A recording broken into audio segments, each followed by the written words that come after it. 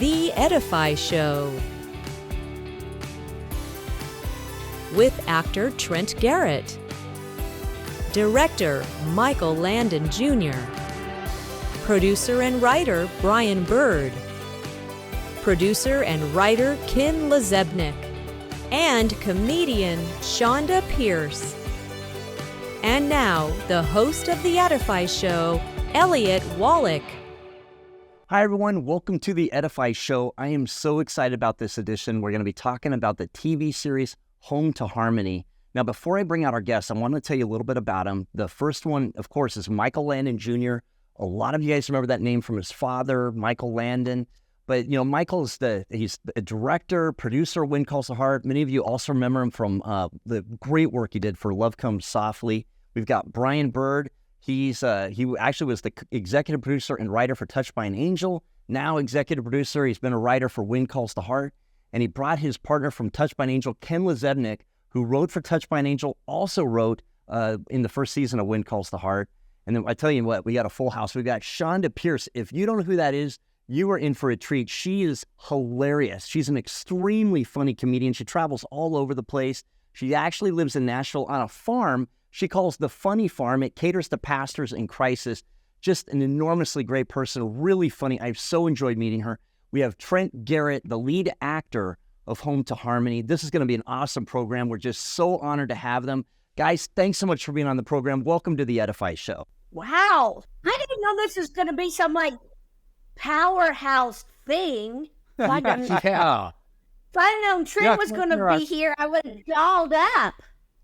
Oh, no. No. The rest of us chop liver. Yeah. You guys are still waiting for Ken Lezebnik, but before he gets there, I'm curious. I understand. I know, Michael, you live in Austin, and then Trent, you live in Austin. Austin sounds like the place to be. And Shonda, you're in Austin. What are you doing down there? I thought you lived in Nashville. You just down there to see Michael? I had invited him to come to Tennessee to do some writing, to see, he wanted to see kind of really how I live, where I live. And he said he was watching The Dog and couldn't come. I should have known then he is not a holiness dude. So, not Assemblies of God. I've been trying to figure out what he is, but he's one of those Baptist lying Christians. And and so then he gave himself away because he said, "Why don't you and your friend come over for dinner?" And I'm like, "Oh, who's cooking?" Because Sharice's gone. And he goes, "Well, she didn't have to go after all." I said, "So I came all the way out here. You're not dog setting. You didn't want to come to my farm. That's what it was." It's a little scary when you invite me to the Funny Farm. Yes, it's a wonderful farm. Okay. Yes. It's really nice. You don't have to wear a white coat or anything. We go four-wheeling in the mud. We go fishing. I'm coming. I'm Okay. coming. Don't worry. Are you kidding? I wouldn't miss out on that. It's really sad to say about culture when your farm is for pastors in crisis and it stays really, really busy. It's kind of sad. Wow, Yeah. that's kind of a cool ministry you have there. Well, it is precious, but it's very ugly because I'm really trying to look for a single one. And it's my own dating site right there. So Funny Farm is my only way to date. It's the only time I have time to date. You have to be on the verge. You have to be somebody in ministry and on the verge of suicide. My kind of guy. Come on. Hey, I just wanted to say hello, Elliot. It's Ken. Hey, Sorry. Ken. No, we were just hearing about a remake of Arsenic and Old Ways. Oh, fantastic. Yes. Man, I hope somebody's writing this stuff down because I have to go back to work in the fall, Hey, Ken, I'm excited to have you on because I understand that you're the one that really got this going. Can you tell me about that? It was over 20 years ago. Brian and I were at the time, we're both writer, producers on Touched by an Angel. I fell in love with this series of books called the Home to Harmony series, written by Phil Gully out in Indiana. And I believe it was 2003. I actually flew to Indiana, met Phil, and we hit it off, and I loved his books. And there was a very short-lived web series I tried to launch in, I think, 2007-8, based on the books. But in the meantime, Brian and Michael were also fans of Phil's work. They had gotten to know him. He became fans of theirs. it was 4.5 years ago, I reached back out to Phil and said, I think this is the time now maybe to do Home to Harmony series. And he said, great, can we make sure that we get Brian and Michael as partners in all this? So I said, of course. And we both been working together, as you mentioned. I wrote a couple of episodes in the first season of When Calls the Heart, and longtime friends and admirers of our talents, our mutual admirers. And so we formed a trio, a partnership, and got this thing going. And it's been sheer joy. Let me add to what Ken just said there, Elliot, that about Ken.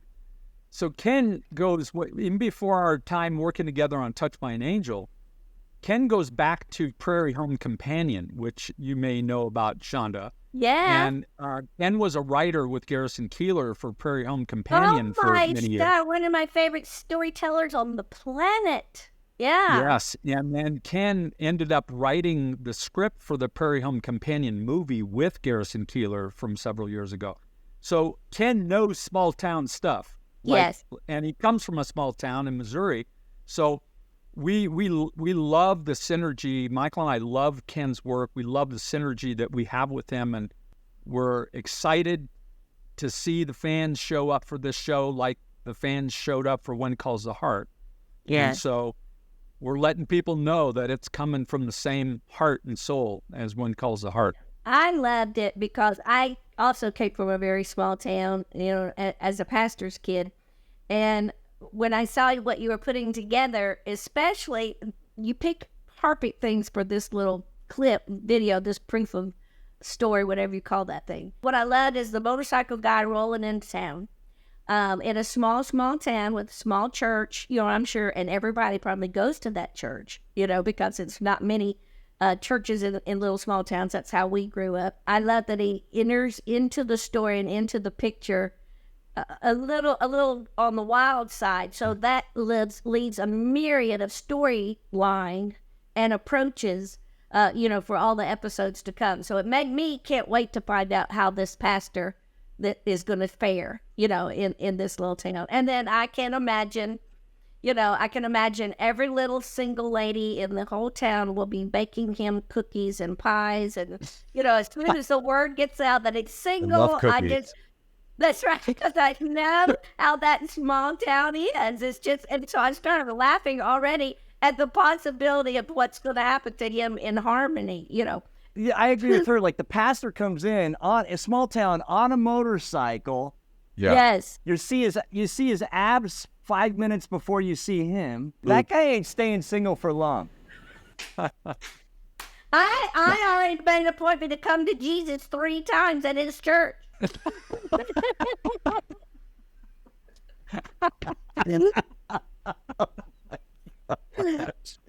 First 2 didn't take. I can definitely see why Michael cast Shonda in this role. Now, Trent, you and Shonda, you're both preacher's kids. Is that right? I think we've had the same therapist. Yeah, I mean, my dad led a youth group multiple times, and I mean, he's always been very, very involved.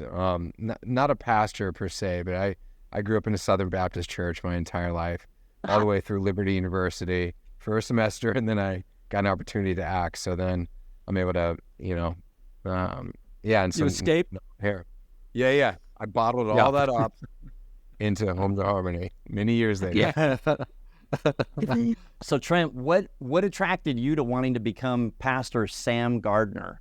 Everything just kind of added up, and there was a lot of direct correlation with my own personal life where it just felt right. Only a few times in my career where I've had an opportunity, I already have it. Like I'll memorize the words and I'll get the backstory and I'll elaborate where I need to bring the performance that I wish to have. It was just kind of one of these effortless opportunities. Mark Fickinen, who was casting, was like, "Oh, by the way, Michael's in Austin. You're in Austin." So we met up for coffee and had a really great time. And he's like, "By the way, you should read. I'd really love for you to read." I turned it in like I think the next day or 2 days later. It was just one of the most effortless auditions that I've ever had. And then I got a call back. We worked together on Zoom, and he gave me a note, and it was just like, I mean, Michael's notes it's like so directly on point, like delivered on a feather pillow. It's just the sweetest delivery of a note, but you're like, got it.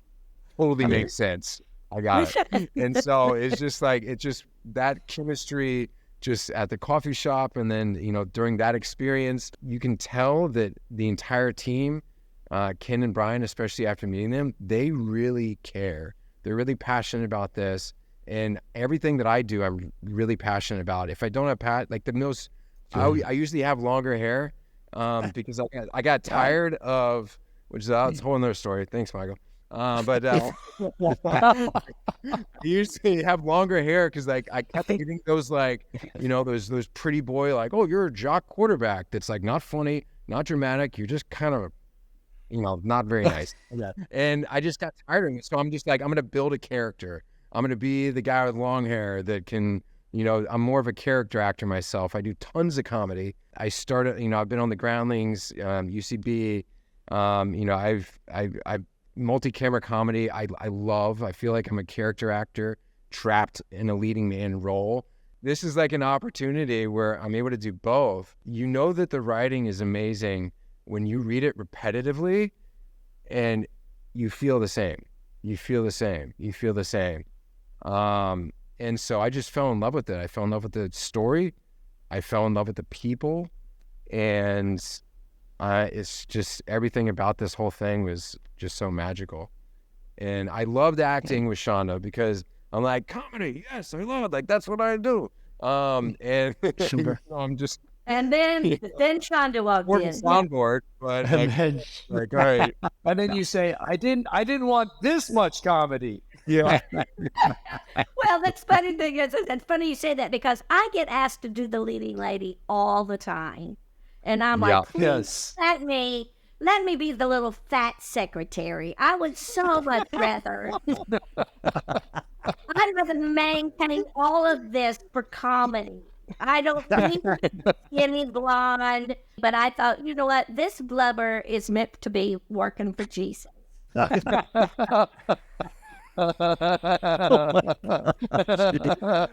know what, Trent? I will tell you, so I'll pay you a compliment. I did tell Michael and Brian both when I watched it, and I hope the audience agrees with me. I thought you had excellent comedic timing.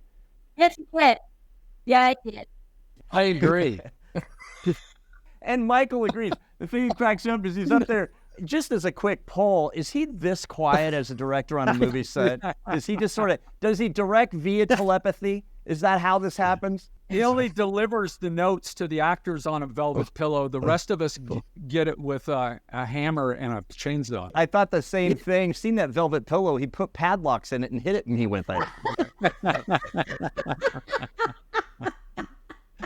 Shonda, what attracted you to be part of this? How did they get you? Because I just think that is such a find. Can I be is it okay to be very, very honest? Mm-hmm. Michael Landon Jr. You know, I read very little. That sounds terrible. My late husband would say, honey, don't say that. Say you would like to stay dumb. I don't. Might be one of the reasons he's not alive now. But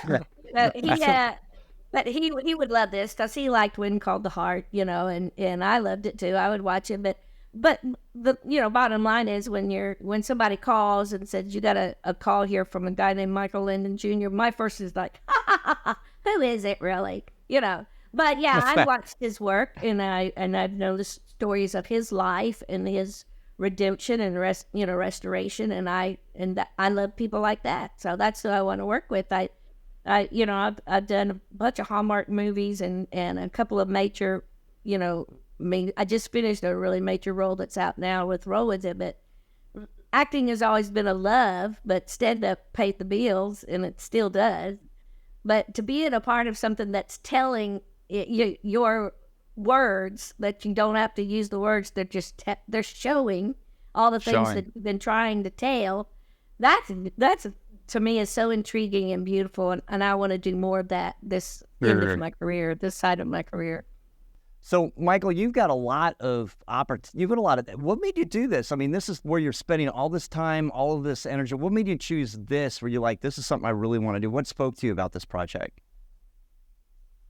Well, the world that Philip Gully gave us. I mean, it as it's been described. I mean, the combination of humor and insight and these quirky characters, yet grounded in reality. You know, obviously we took a certain amount of creative advantage or creative license, I should say, in terms of creating this world. But the elements that Philip Gully gave us was priceless. And so, you know, it was definitely the launching point. And then you live in this world, you grow with these characters, you learn about these characters, and you hopefully fall in love. And you always know you're kind of heading in the right direction when you can't get enough of the world or the characters that you're living with and creating. I just want to keep going back to harmony, and I'm hoping that the audience feels the same way. I applaud this idea of giving the producers the power to reach the public directly. This is how you're trying to bring that next big TV series to that audience. And this is something where they actually have the power. If you're part of the guild, you can vote for it. If you're not, maybe consider being part of it. You know, and not just because of this show, but it does give you a chance to impact culture with something that's going to be in parallel to your value system, and you get to have a voice. So often you really don't. How many times do you go to the theater and all you get to choose from is, which one do I want to destroy my soul the least? No, that's the truth. You know, I totally agree. I've said this many years on stage. Your dollar still votes. You know, I mean, you can complain, you can say this is terrible, there's nothing, any decent thing out there. Well, then quit going. You know, when you remove your dollar, they'll wake up. When you use your dollar, they also wake up. And so when you are complimenting or caring about something or supporting something or legitimately running to see something that you know is good for this world, that is speaking volumes. You don't have to pick it. You don't have to boycott. You don't have to hold a poster. Just spend your money wisely and do it well where it will speak volumes. And I think that's why I do like the process too, Elliot. Well, can I just jump in here? You know, Ken and Michael and I have worked for, you know, big networks our whole career, right? And studios. And Angel Studios, which is the studio behind The Chosen, by the way, that gave birth to The Chosen, which has now been seen by 200 million people. They're also the studio behind the Sound of Freedom film that is the highest box office independent movie of all time. Wow. Is this incredibly disruptive new business model in our entertainment business. And whereas before, there were a couple of guys in offices up in some tower in Hollywood somewhere deciding your fate. Yes. They say yes or they say no, and they decide your fate. In this case, regular folks who like content like this get to decide your fate. And that's what this whole process is about. Good. But we love it because finally we can bring a show to the public that does not going through all the filters of all the studios or the networks. We get to do it unvarnished the way it's supposed to be done. And it takes a village to make a show. This is the beginning of the village right here, and we want to bring in the fans and let them be part of the village that make this show come true. It's awesome. Yeah, well, I was surprised how easy it is, too, and it's not expensive. You know, if I'm going to put a link down so people can find it. We're going to definitely work to get the word out. Hardy's, fans of When Calls Heart, fans of Shonda, fans of Michael Landon Jr., fans of Brian Bird, please go out and support this. We really want to get another TV show out there that we can support and that can support our value system. Thanks again, you guys. Thank you, Elliot. Thanks, Elliot. Thanks, Elliot. Thanks, guys. Bye, Trent. Bye, Shonda. And that concludes this episode of the Edify Show. Thank you so much for tuning in. Thank you so much for our guests. Hey, don't forget to like and subscribe. You don't want to miss anything. Like next week, we're going to have an interview with Loretta Walsh. That's right, Flow of Wind Calls the Heart this July 10th. That's an interview we did from the actual set. And you can sign up for our newsletter at edifyshow.com/news. In the meantime, have a great 4th of July, everybody, and we'll see you next time on The Edify Show.